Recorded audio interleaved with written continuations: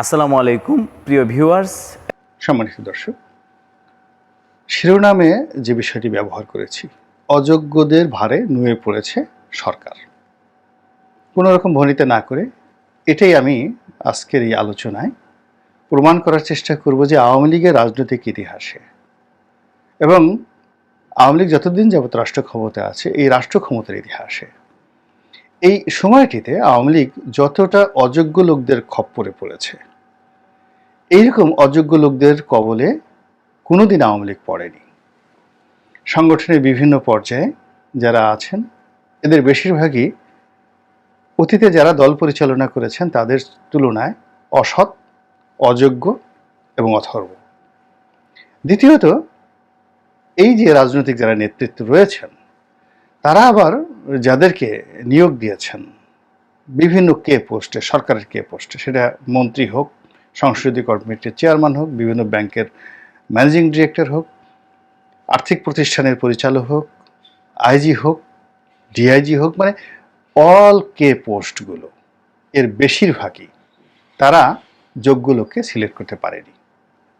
তাদের জন্য যেই মুহূর্তে যে প্রয়োজন সেটি সামাল দেওয়ার জন্য যে প্রজ্ঞা, মেধা, যোগ্যতা যাদের রয়েছে তাদের মধ্যে অনেকেরই আছে, তাদেরকে বাদ দিয়ে কেবলই মাত্র চাকচিক্যপূর্ণ হুম্বিতম্বি করা, বড় বড় কথা বলা এবং যাকে বলা হয় ম্যানেজ মাস্টার, যারা সব কিছু ম্যানেজ করতে পারে, এই লোকগুলোই এখন আওয়ামী লীগের নেতৃত্বের একেবারে সম্মুখ সারিতে চলে এসেছে। আওয়ামী লীগ যে সময়টিতে ক্ষমতায় এলো 2018 সনে নির্বাচনে, 29শে ডিসেম্বর নির্বাচনে, এর আগে আওয়ামী লীগের উপরে বেশ জুলুম নির্যাতন গিয়েছে কন্টিনিউয়াসলি, একেবারে 2001 থেকে 2008 পর্যন্ত। এই সময়টিতে বিএনপি আওয়ামী লীগের উপর যে চাপ প্রয়োগ করেছে, তাপ প্রয়োগ করেছে, আওয়ামী লীগের বিরুদ্ধে চক্রান্ত করেছে। তারপরে আবার 1/11-এর সময় প্রথমে বিএনপির উপরে তারা নির্যাতন করলো, মঈনুদ্দিন ফখরুদ্দিন সরকার, এরপরে তারা শুরু করলো আওয়ামী লীগের উপর, এবং আওয়ামী লীগের উপর নির্যাতন কোনো অবস্থাতেই বিএনপির চেয়ে কম ছিল না, বেশি ছিল। এবং আশ্চর্যজনক ব্যাপার হলো যে মঈনুদ্দিন এবং ফখরুদ্দিন যখন দেখলো যে তারা তাদের যে ক্ষমতা এটা তারা আর দীর্ঘায়িত করতে পারছে না, তখন তাদের প্রথম পছন্দ ছিল কিন্তু বিএনপির হাতে ক্ষমতা হস্তান্তর করবে। এজন্য তারা বিএনপির মধ্যে একটা বিকল্প শক্তি তারা তৈরি করেছিল। তো সেই শক্তিটির সঙ্গে তাদের আসলে নেগোসিয়েশন হয়নি। এর কারণ হলো সেই শক্তিটি বেগম জিয়ার সঙ্গে সংযোগ রক্ষা করতে পারেনি। বিএনপির সেই 1/11-এর যারা কুশীলব, তাদের প্রিয়জন যারা ছিল, তারা ঠিক তারেক রহমান সাহেব বা বেগম খালেদা জিয়ার সঙ্গে সম্পর্ক স্থাপন করতে পারেননি, এক। আর 2 নম্বর হলো যে বেগম জিয়াও তিনি মরে যাবেন কিন্তু এদের হাত থেকে আবার ক্ষমতা নেবেন, ঠিক এই জায়গাটাতে তিনি অনেকটা একেবারে রেজিস্ট বলতে যা বোঝায় বা রেসিস্ট বলতে যা বোঝায়, একেবারে বর্ণবাদী হয়ে পড়েছিলেন যে না, জেলখানায় পচে মরব কিন্তু এই মঈনুদ্দিন ফখরুদ্দিনের সঙ্গে এক টেবিলে বসবো না। ফলে এই সুযোগটি আওয়ামী লীগের হাতে চলে আসে এবং আওয়ামী লীগ সেটি মুহূর্তের মধ্যে লুফে নেয় এবং পরের ঘটনা তো আমরা মোরালে সবাই জানি। কিন্তু এই যে মঈনুদ্দিন ফখরুদ্দিনের সেকেন্ড চয়েস ছিল কিন্তু আওয়ামী লীগ, প্রথম চয়েস ছিল তাদের বিএনপি। ফলে সামরিক শাসনের শেষ দিকে এসে বিএনপিকে ত্যাগ করে অল অন এ সাডেন যখন মঈনুদ্দিন ফখরুদ্দিন আওয়ামী লীগের কিছু নেতাকে সিলেক্ট করলেন অ্যাজ এ নেগোশিয়েটর হিসেবে, তারা কিন্তু প্রথমেই বেছে নিলেন এই দলের মধ্যে একেবারে অথর্ব, নতুন করে আনা অযোগ্য কিছু হাইব্রিড নেতাকে, যাদেরকে 2006 সনের আগে আওয়ামী লীগের কোনো লোক চিনতেন না। এমনকি ধরেন আমরা সৈয়দ আশরাফের অনেক প্রশংসা করি। আপনি বলেন তো এই 1/11-এর আগে সৈয়দ নজরুল ইসলামের একজন ছেলে সৈয়দ আশরাফ সাহেব আছেন, তিনি দলের সাধারণ সম্পাদক হতে পারেন, কয়জন আপনারা জানতেন? আমি এইভাবে অন্ততপক্ষে 20টি নাম বলতে পারবো। আমি সেই নামগুলো বলে কাউকে ছোট বড় করতে চাচ্ছি না। এরা সবাই 1/11-এর মঈনুদ্দিন ফখরুদ্দিনের সিলেক্ট, যেদিন তারা আওয়ামী লীগ থেকে বিএনপি থেকে মানে বিচ্যুত হয়ে তারা আওয়ামী লীগের হাতে ক্ষমতা হস্তান্তর করার জন্য চেষ্টা করলো। তো ফলে ওই যে 1/11-এর যে কুশীলব, সেই কুশীলবদের যে প্রেতাত্মা যাদের উপর ভর করেছিল, তারাই দেখা গেল দলের হর্তাকর্তা হয়ে গেল। একটা সিভিল সার্ভিসে একজন এসটি ইমাম কতটা ক্ষতিকর হতে পারে, এবং পুরো সংস্থাপন মন্ত্রণালয় থেকে শুরু করে রাজনৈতিক বিষয়াদিতে একজন এসটি ইমামের কর্মকাণ্ডের দায় এখন আওয়ামী লীগে কোন পর্যায়ে নিয়ে গেছেন, এটা যদি বুঝতে চান তাহলে মতিয়া চৌধুরী, আব্দুল লতিফ সিদ্দিকী, তোফায়েল আহমেদ, আমির হোসেন আমু যারা জীবিত আছেন, এদের সবাইকে সেন্সলেস করে ফেলেন। তারপরে এদের বুকের উপর একটা যন্ত্র ধরেন, যন্ত্র ধরে এদের কলিজার মধ্যে কি কথাগুলো বলছে সেই কথাগুলো রেকর্ড করে পাবলিককে শোনান, তাহলে বুঝতে পারবেন যে বেদনা কোথায় আছে। তো যেটা বলছিলাম যে শুধু সেই এসটি ইমাম নন, মশিউর রহমান সাহেব নামক একজন লোককে সেই অর্থ উপদেষ্টা হিসেবে করা হলো এনবিআর এর চেয়ারম্যান। তো এনবিআর এর চেয়ারম্যান ছিলেন যিনি, তাকে এনে অর্থ উপদেষ্টা করে এনবিআর রাজস্ব খাতটাকে আলাদা করে দেওয়া হলো। এরপরে বাংলাদেশ ব্যাংকটিকে আলাদা করে দেওয়া হলো, অর্থ মন্ত্রণালয়কে আলাদা করে দেওয়া হলো, এবং এই পুরো শিল্প বাণিজ্য অর্থ এই পুরো সেক্টরে বিভিন্ন রকম সেই অসঙ্গতির কারণে এখানে আজিজ খানরা তৈরি হয়ে গেল। এখানে যাকে বলা হয় এখন অনেক বিজনেস অলিগার তৈরি হয়ে গেল, এস আলমরা তৈরি হয়ে গেল, এখানে সেই পিকে হালদার তৈরি হয়ে গেল, এনন ট্যাক্স গ্রুপ তৈরি হয়ে গেল, হলমার্ক কেলেঙ্কারি তৈরি হয়ে গেল, একটার পর একটা।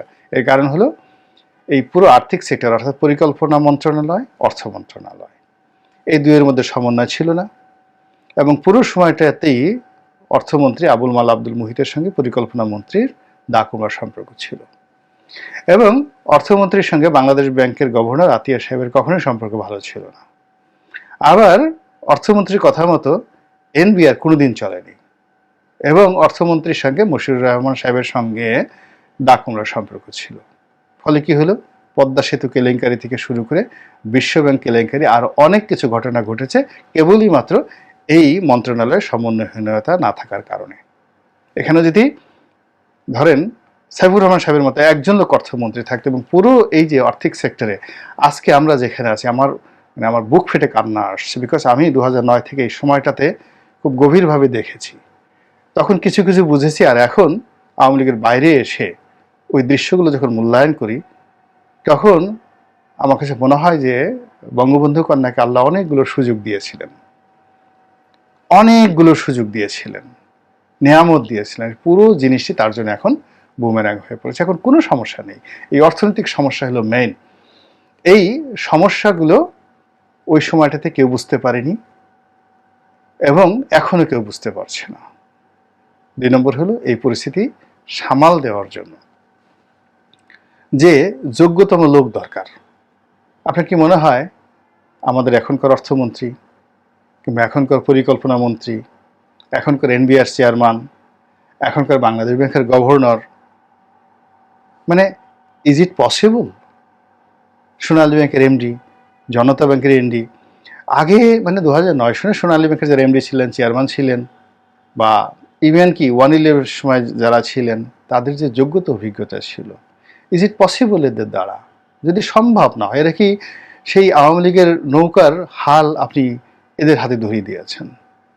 এরা কি সম্ভব? 2 নম্বর হলো যে কতগুলো কে পোস্ট, আপনি চিন্তা করেন পুলিশের মধ্যে এমনি একটা ফ্রাস্ট্রেশন চলছে, তার মধ্যে এই যে বর্তমান আইজি সাহেবকে, ভালো মানুষ, সৎ মানুষের সাথে কোনো সন্দেহ নেই, কিন্তু এই মুহূর্তে আওয়ামী লীগের এই সৎ মানুষ দরকার নেই।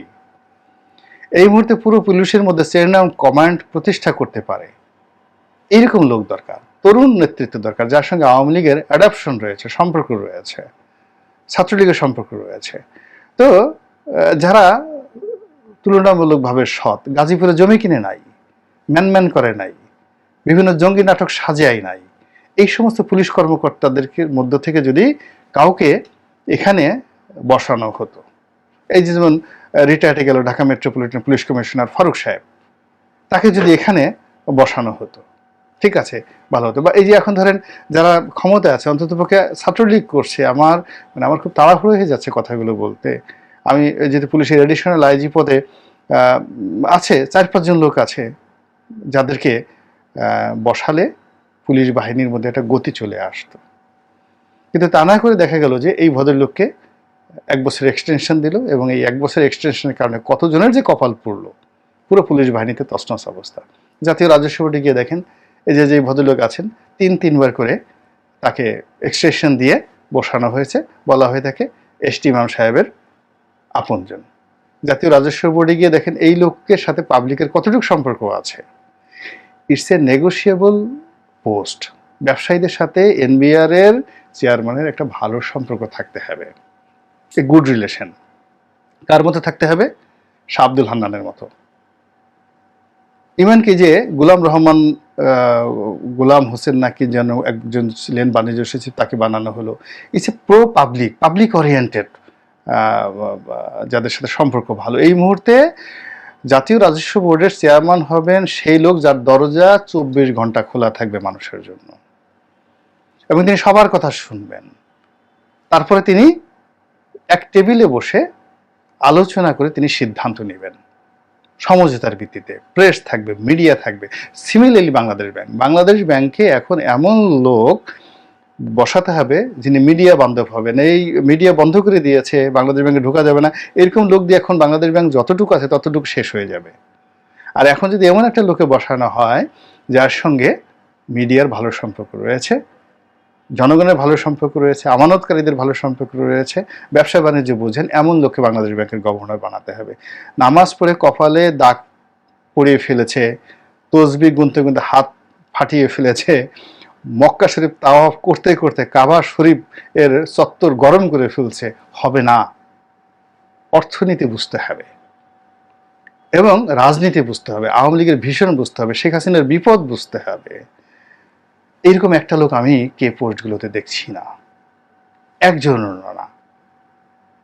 তো যার জন্য এখন এই যে সামনে এখন সেনাবাহিনী বলেন, র্যাব বলেন, সেখানের বাহিনীর প্রধান প্রধান পদগুলো সব পাবলিক ওরিয়েন্টেড হতে হবে, জনরোষ তুঙ্গে। এখন ভাব দেখালে চলবে না, চোখ গরম করলে চলবে না, এখন বন্ধুত্বের সম্পর্ক নিয়ে এগিয়ে যেতে হবে, এবং বঙ্গবন্ধুর মতো বলতে হবে যে আমার কিছু নাই, আমি 2 বছর তোমাদের কিছু দিতে পারবো না, আমি এই হয়ে গেছি। এখন ঢং দেখালে চলবে না। তো সেই জায়গাটাতে আওয়ামী লীগের যে সমস্ত লোকজন কে পোস্টগুলোতে আছে, এর বেশিরভাগই অযোগ্য। এরা মানে অনেক রাজাবাসার চাকর বাকর হওয়ার উপযুক্ত নয়। রাজকর্মচারী তো দূরের কথা, রাজার বন্ধু তো দূরের কথা, রাজ আমাত্য হওয়া তো দূরের কথা, রাজর্ষি হওয়া তো দূরের কথা। তো এই লোকগুলো দিয়ে এখন পাহাড় সমস্যা কি করে দূর করবেন? চীনের সাথে সমস্যা, ভারতের সাথে সমস্যা, ব্যাংকে টাকা নাই, নদীতে পানি নাই, গ্যাস নাই, বিদ্যুৎ নাই, কি আছে বলেন তো? আপনি যে পায়খানা করবেন, আপনার পেটে তো খাবারও নাই ঠিক মতো। তো যার জন্য অ্যাজ এ হোল এই যে একটা পরিস্থিতি, যেই পরিস্থিতিকে দেখতে হচ্ছে, এবং ন্যূনতম যদি অনুভূতি থাকে, মেজাজ ঠিক রাখা যায় না, ঘুম হয় না, হার্টবিট বেড়ে যায়, এবং আরো অনেক মানবিক বিপর্যয় আমার মতো আরো অনেকের মধ্যেই ছড়িয়ে পড়েছে। আল্লাহ আমাদের সবাইকে হেদায়েত দান করুন এবং হেফাজত করুন। আসসালামু আলাইকুম ওয়া রাহমাতুল্লাহি ওয়া বারাকাতুহু।